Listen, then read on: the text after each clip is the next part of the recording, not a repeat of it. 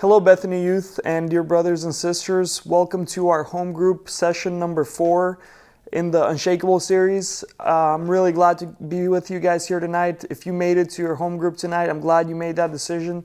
And if you're a first timer at a Bethany Youth home group, I'd like to give you a special warm welcome.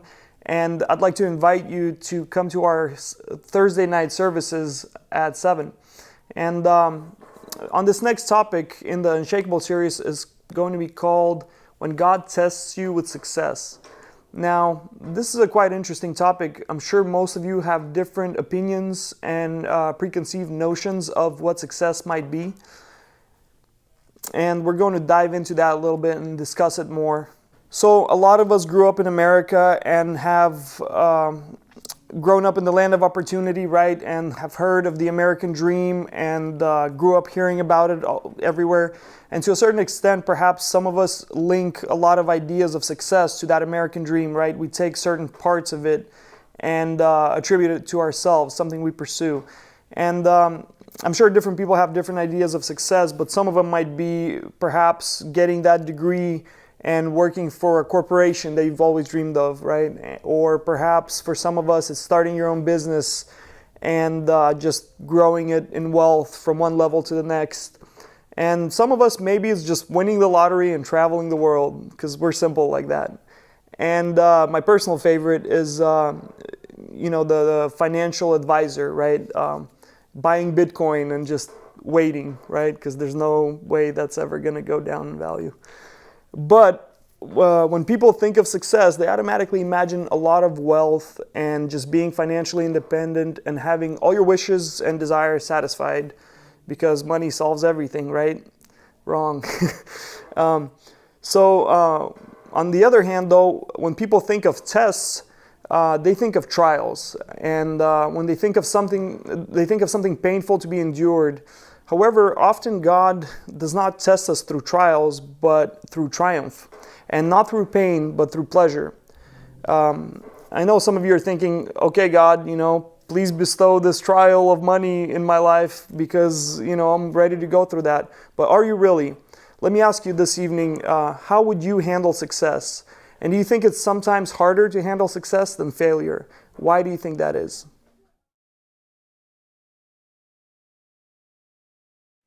I hope you guys had an interesting discussion, and I'd like to say that success is often as much of a test in life as suffering is.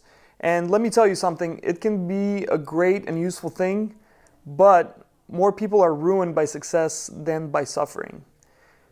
Just think about it, right? During a period of suffering, most people are searching for God. They feel very small and powerless against their problems, and they seek God and His help. Now, during times of success, on the other hand, different things come into play. So the story we are looking at today is recorded in the Bible 3 times, once in the book of 2 Kings, once in 2 Chronicles, and the third time in Isaiah. And it's about a king of Jerusalem named Hezekiah. Now, during the time of Hezekiah, God tested him in three different ways. The first test was with security.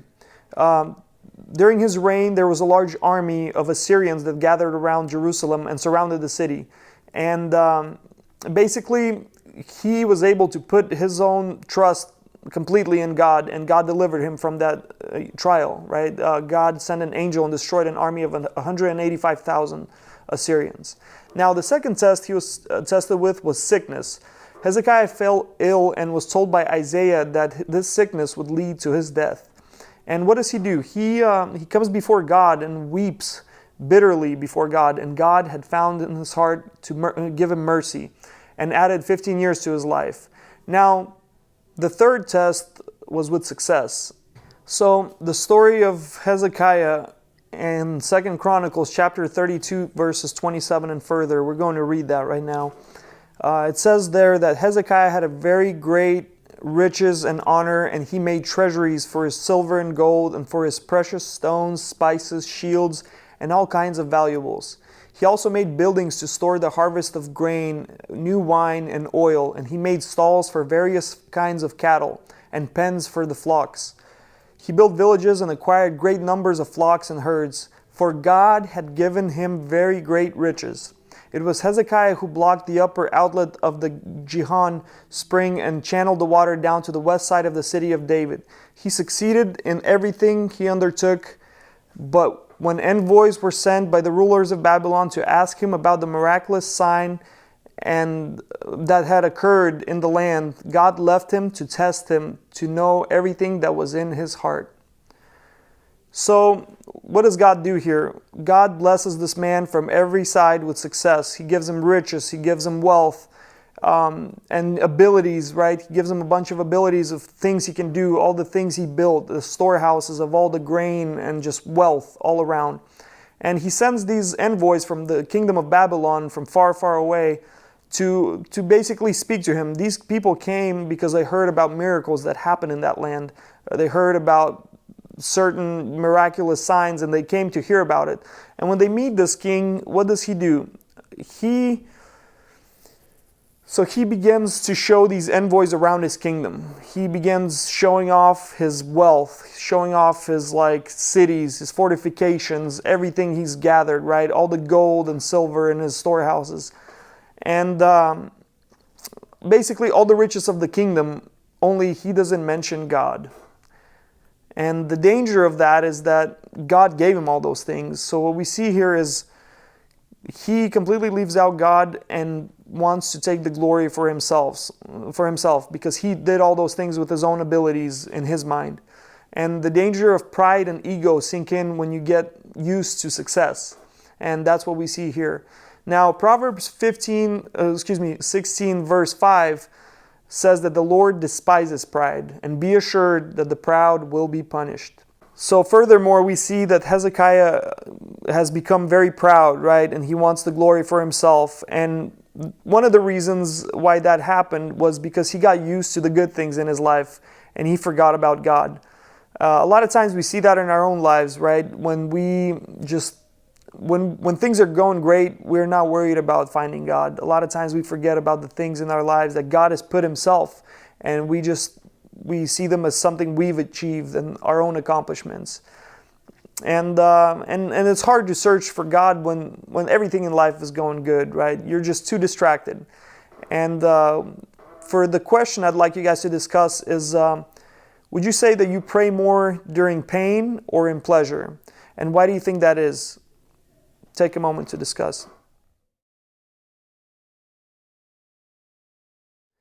So as we previously discussed, a lot of times it's much easier, not that it's easier, but more people are likely to follow God when they're in pain or enduring some sort of hardship.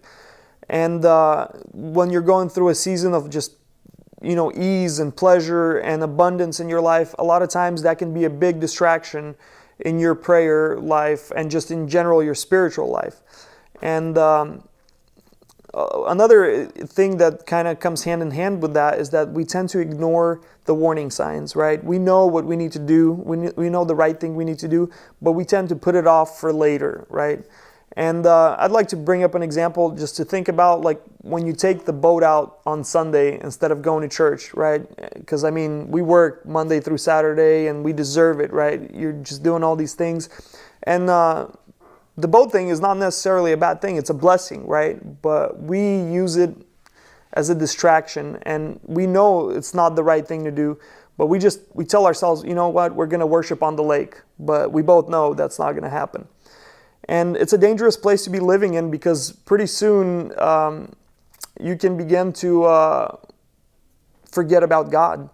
And a lot of times you just take pride in all the things you've achieved and accomplished. And the good times usually is when the pride sinks in.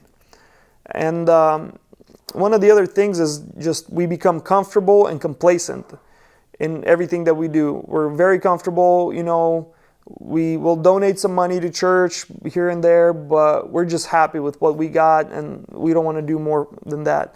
Now, for the next question is, have you become complacent and comfortable in success? And what can you do to change that? I'd like for you guys to take another moment to discuss that.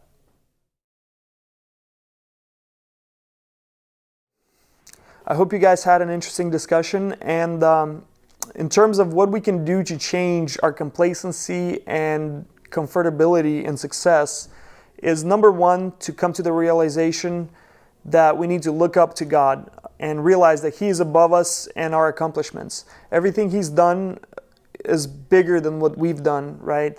And that's number one, is to realize that God is above you. And number two is that we need to replace pride with praise. And we need to worship and thank God for the things He has done in our lives and remember and count our blessings. And the third point I'd like to bring up is to begin to serve. Begin to serve our neighbors and just others in general. The first benefit of that is that it'll draw the attention from yourself and onto others, right? You stop worrying about the problems you have and focus on the problems other people might have around you with their needs. And number 4 is just to remain in the Word and in fellowship with the church. It's very important to just stay connected with the church and be involved in other people's problems. You know what they are, and encourage each other and pray for each other and help with each other, especially if you've been blessed. And one of the memory verses I'd like to leave you guys here today with is Proverbs chapter 27, verse 21. A hot surface tests silver and gold, and people are tested by the praises they receive. And I'd like to wish you guys an awesome fellowship after your home group, and just God bless you guys. I'm looking forward to seeing you guys at our youth services. God bless.